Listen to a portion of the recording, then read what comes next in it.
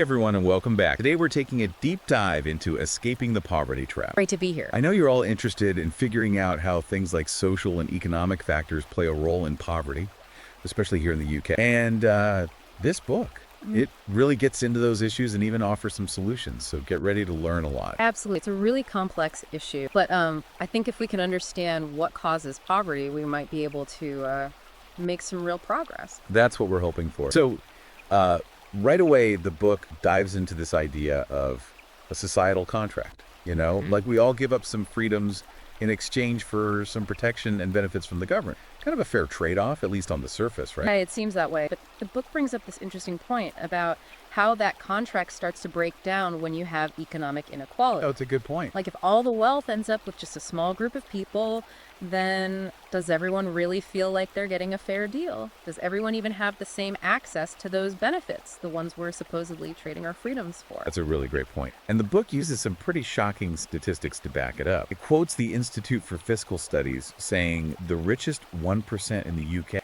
they actually hold over 15 times the income of the poorest 20%. That's a huge gap. It really is. It makes you wonder if the whole idea of a societal contract even works when you have that kind of inequality. Like if it feels like the system is rigged, then why would people even bother playing by the rules? Yeah, that's a great question. So how do we even start to fix that? Right. Well, the book looks at how governments and big institutions, how they try to reduce poverty. It's not as simple as just one solution. It's not a one-size-fits-all kind of thing. The book actually uses some interesting examples. Like Finland, they've had some success with those basic income experiments. But then you look at India, and they've had a lot of trouble with similar programs. So it's not just about throwing money at the problem then. Why do some programs work when others don't? It seems like what's really important is what they call targeted interventions, like education, making sure everyone has access to good health care, and a strong social security system. It's not enough to just have those things. They have to work well and be available to everyone. And of course, we can't forget about the economy. We need policies that actually help create jobs and opportunities so people can lift themselves out of poverty for good. Makes sense. But the book also talks about the impact poverty has on people psychologically, which I found really interesting. Yeah, I agree. That's often overlooked. The book actually pulls from another book, Scarcity, Why Having Too Little Means So Much. It talks about this idea of cognitive load, basically how scarcity can make it much harder to make good decisions or solve problems. It's like always being stressed and worried. It just gets harder to think straight or plan for the future, right? So it's not just about lacking money or resources, but you're also lacking that mental bandwidth. And everyone has experienced this at some point. Think about a time when you were super stressed, maybe deadlines piling up, bills to pay. It's harder to focus, harder to make good choices, right? Well, that kind of pressure and mental burden is what people in poverty deal with constantly. Wow, that's a powerful way to think about it. It's so much more than just a lack of money. It really affects your entire outlook on life. It does. But the book also talks about stories of people who have overcome those barriers, people who found ways to change their mindset, you know, people who got support and built a better life. It's inspiring. It's a good reminder that even when things feel impossible, there's always hope for change. But we need to understand what those barriers are.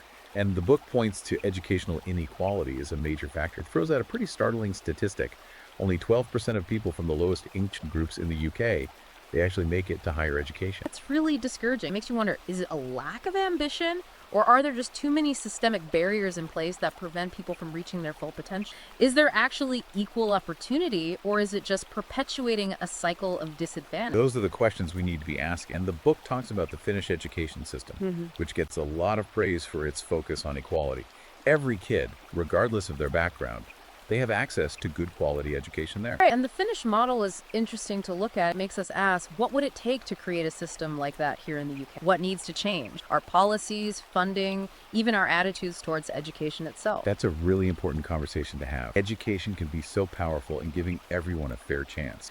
But there's another more difficult truth the book talks about, how racial disparities play a role in poverty.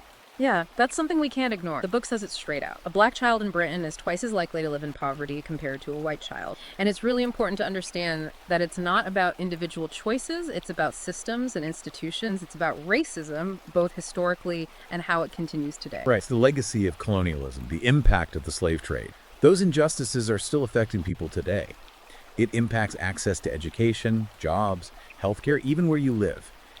It's a domino effect that's really hard to escape. And that's exactly why the book emphasizes the need for solutions that get to the root of these problems. We can't just put a band-aid on it. We need to look at these systems, these institutions, and ask who benefits from them and who is being left behind. It's really about understanding that these inequalities are built into how our society works, and it's going to take a lot of effort to change that. But before we get into solutions, I think we need to talk about another group that has a really hard time escaping poverty.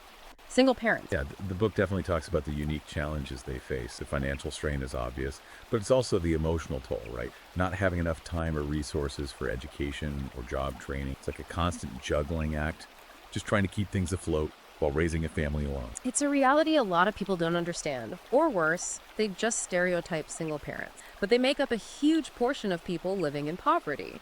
And it's not because of some character flaw. It's about the real obstacles they have to overcome. Imagine trying to work, maybe even 2 jobs, while also being the only one taking care of your kids. It's hard enough without affordable childcare or flexible work options. So true. It's not just about personal responsibility. We need a system that supports families no matter what they look like. And the book has some really inspiring stories of single parents who beat the odds, people who showed incredible resilience, who found creative solutions, and relied on their communities for support. But it also makes it clear that we need bigger changes to really make things fair for everyone. Absolutely. We need to think about policies that actually help. Things like affordable housing, healthcare that's easy to access, good quality childcare, and opportunities for education and job training that fit into the reality of being a single parent. It's about investing in families, not punishing them for things they can't control.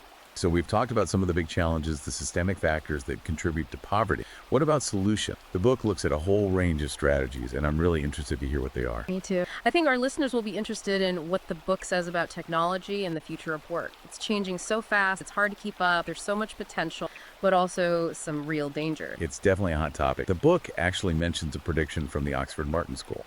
They say almost half of all jobs in the U.S. could be automated in the next 20 years. That's kind of a mind-blowing thought. What does that mean for work in the future? How will it affect poverty? It's a question we all have to think about. On the one hand, automation could lead to a lot of people losing their jobs, especially those in low-skill positions. That could lead to more unemployment and make poverty even worse. It's like something out of a dystopian movie, but it's a real possibility if we don't plan for it.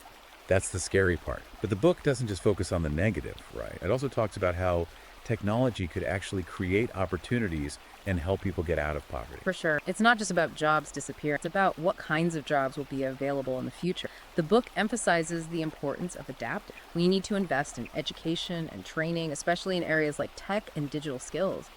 If we can help people develop the skills they need to succeed in a world where technology is constantly changing, then it could be a really powerful tool for people to improve their lives. So we need to be proactive. We need to look ahead and prepare ourselves and future generations for these changes. Exactly. But let's talk about some of the specific solutions the book proposes. It starts with welfare reform, which is always a tough subject. The current system, even though it tries to help, can sometimes keep people stuck in a cycle of dependence. It doesn't always give them a way to become self-sufficient. Yeah, it's that classic debate. How do you balance providing support with encouraging people to work? What does the book suggest? One idea is to move away from traditional benefits and create a system with time limits on support, but also really strong job training and placement programs. So imagine a system where as you start to earn more, the benefits gradually decrease. That creates a smoother transition to financial independence instead of just cutting people off suddenly, which can discourage them from working. It's about building a bridge, not just a safety net. But what about people who have a really hard time finding work, even with support? People who might struggle in a rapidly changing job market. The book actually talks about a job guarantee. It's a pretty radical idea. It would mean the government guarantees a job for anyone who wants to work. If there aren't enough jobs available, they would create them maybe in areas like infrastructure, environmental work, or caring for others in the community. Wow, that's a big shift in how we think about work and the role of the government. It raises a lot of questions about how much it would cost, whether it would be efficient, and what kind of jobs would be created. But the book argues that if we're serious about tackling poverty, it's an investment worth considering. It's complicated, for sure, but it's something to think about. The book also emphasizes education reform. We touched on that earlier, but it's worth going a little deeper. I agree. What specific changes does the book suggest? It goes beyond just funding. We need to rethink our entire approach to education. It starts with early childhood development. Investing in good preschool programs can have a huge impact on a child's future. It sets them up for success in school and later in life. The book also says we need to put more money into schools in disadvantaged areas. Every child deserves a quality education, no matter where they live. Right. It's about creating a level playing field. Education should be a fundamental right, not a privilege. But it's not just about access. It's also about what we teach. Exactly. The book argues that we should be focusing more on skills that are in high demand, especially in fields like technology, healthcare, and renewable energy. We have to make sure our education system is preparing young people for the jobs of the future, not the jobs of the past. It's about giving them the tools they need to succeed in a world that's changing all the time. But education takes time. For people who need help right now, the book also talks about employment programs. Yeah, these programs can give people a direct path to finding work. They offer training and skill development that can lead to good jobs. The book mentions some successful initiatives like TechBridge, which trains people from disadvantaged backgrounds to get into the tech industry, which is growing so fast and pays well. It's about giving people the tools to build a better future for themselves. But not everyone learns best in a traditional classroom. What about people who need a more hands-on approach? That's where apprenticeships and vocational training come in. These programs give people on-the-job training. They can earn money while they learn, gaining valuable experience and skills that can lead to great careers. It's recognizing that there are different paths to success. We need a system that's flexible enough to meet everyone's needs. But beyond these more individual approaches, the book also talks about the power of community-based initiative. Absolutely. It's about finding local solutions for local problems. The book gives examples like the Harlem Children's Zone, which is a really impressive community development program. They offer all sorts of services, education, healthcare, social support, everything aimed at breaking the cycle of poverty right there within the community. It's a holistic approach, recognizing that poverty is more than just lacking resources. It's about a lack of opportunity, of support systems, of hope. Exactly. The book also looks at how technology can help solve these problems, not just through automation, but also things like online learning platforms that provide affordable education or microfinance programs that give people in underserved communities the capital to start their own businesses. So it's about using technology to connect people with the resources and opportunities they need. But technology isn't perfect. We have to be careful about things like the digital divide and make sure everyone has access. Right. If we're not careful, technology can actually make existing inequalities worse. But if it's used in a thoughtful way, it can be a powerful force for good. Okay, so we've talked about welfare reform, education reform, employment programs, community initiatives, and the role of technology. There's one more strategy the book explores that's usually pretty controversial: progressive taxation. Yes, the idea that people who earn more should pay a higher percentage of their income in taxes. Some people love it, some people hate it. The book looks at all sides of this issue, the arguments for and against a more progressive tax system. For those who don't know, it's basically the idea of redistributing wealth. The government uses tax revenue to fund social programs and safety nets, creating a fairer system. Exactly. The book argues that a more progressive tax system could really help reduce income inequality. The extra tax revenue could be invested in things like education, healthcare, affordable housing, and other programs that help people who are struggling. It's about shared responsibility, recognizing that when society thrives, everyone benefits, not just the wealthy. But obviously there are people who disagree with this idea. There are.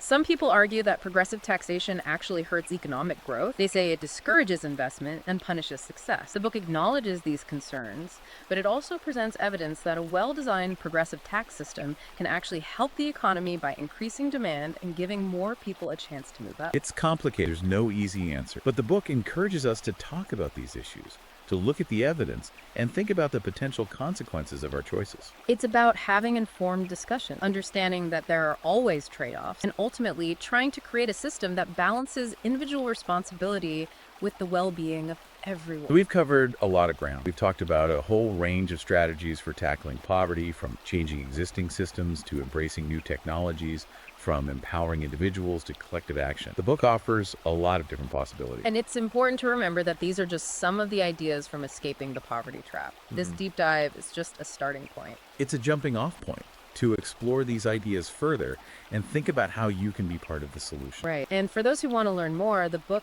has tons of information, data, and real-world examples. It's a great resource for anyone who wants to really understand poverty, the challenges we face, and what we can do about it. And while systemic change is crucial, the book also talks about how important it is for individuals to take action. It's about understanding that you have the power to make choices, to develop your skills, to take control of your life and create a better future for yourself and your family. It's about realizing that even if the system feels unfair, you can still make a difference.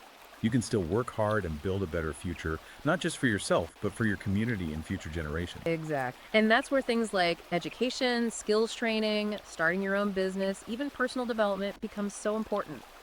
These are the tools you can use to empower yourself, to break free from limitations and create a life with purpose. It's about moving from a mindset of scarcity to a mindset of abundance, recognizing your own potential and taking steps to achieve your dream. It's about believing that change is possible, that hope is real, and that the human spirit is incredibly resilient. Those are powerful words, and they lead us perfectly to the final message of the book.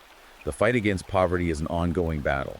It requires a multi-pronged approach. We need systemic change, yes, but we also need individuals to step up, communities to come together, and a collective belief that a better future is within our reach. It's a call to action. It's an invitation to join the fight, not as bystanders, but as active participants, to use our voices, our resources, and our actions to create a more just and equitable world. So what can our listeners do? What concrete steps can they take to contribute in their own community? That's a great question. I think the first step is awareness. Learn about the issues, the challenges, and the potential solution. Read books like Escaping the Poverty Trap. Have thoughtful conversation. Be willing to question your own assumptions. It is, and it can feel kind of overwhelming, right? Like, where do you even start? Where do you begin? I always tell people, start local. Think about your own community. What are the needs right here where you live? Maybe there are food banks or shelters that need help. Are there organizations working on affordable housing or job training programs? Yeah, it's about actually doing something, not just talking about it, getting involved. Exactly. And you don't have to dedicate your whole life. Even a little bit of time each week can make a difference. Plus, you get to connect with your community, meet people who care about these issues. You can really learn a lot about what's working and what's not by being on the ground. And for those who can't donate a lot of time, there are other ways to contribute, right? Of course. Those organizations that are working directly with people in need, they always need financial support. Even a small donation can really help. You can also advocate for change. Contact your local representatives, Speak up at town hall meetings, write letters to the editor, share information on social media. All those things help raise awareness, put pressure on those in power to actually do something, and push for policies that get to the root of the problem. It's about using whatever you have, whether it's your time, your money, or your voice, to make a difference. And even small actions, they can have a big impact, right? Totally. I think it's easy to feel like you're just one person and what can you really do to change the world? But that's just not true. Every act of kindness, every dollar donated, every conversation, all those efforts to spread awareness, they all add up. It's a cultural shift, one interaction at a time. That's a good point. So the fight against poverty, it's a marathon, right? Not a sprint. It's going to take all of us working together and never giving up hope. Beautifully said. We all have a responsibility to build a better world. It starts with each of us, right here in our own community, taking action, talking about these tough issues, and demanding better for ourselves and for future generations. This has been such an insightful conversation. Escaping the Poverty Trap really does live up to its name. It's filled with so much information, really makes you think, and it offers some real hope for change. If you really want to understand what poverty is all about and explore some solutions and feel inspired to get involved, this book is a great place to start. And just a reminder to our listeners, you can find Escaping the Poverty Trap on Amazon, Kindle, and Google Play Books. Definitely check it out. Thanks for joining us on this journey, everyone. Until next time, keep learning, keep asking those tough questions, and keep fighting for a world where everyone has the opportunity to thrive.